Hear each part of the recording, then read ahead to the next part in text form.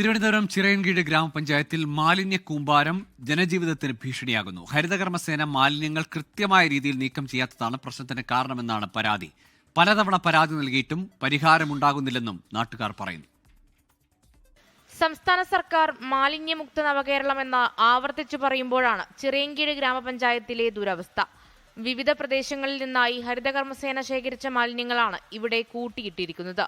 ശേഖരിച്ച മാലിന്യങ്ങൾ നീക്കം ചെയ്യാനുള്ള നടപടികൾ പൂർത്തീകരിക്കാത്തതിനാൽ പ്രതിസന്ധി രൂക്ഷമായി. മാലിന്യം മൂലം തെരുവുനായ ശല്യവും പ്രദേശത്ത് രൂക്ഷം. ദുർഗന്ധം കാരണം ഈ പരിസരങ്ങളിലേക്ക് പോകാനും കഴിയില്ല.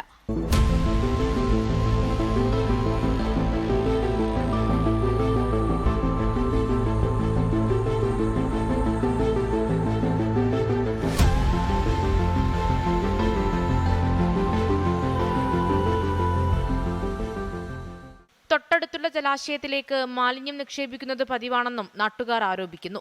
പലതവണ പരാതി നൽകിയിട്ടും പഞ്ചായത്തിൽ നിന്ന് പരിഹാരമുണ്ടായില്ല.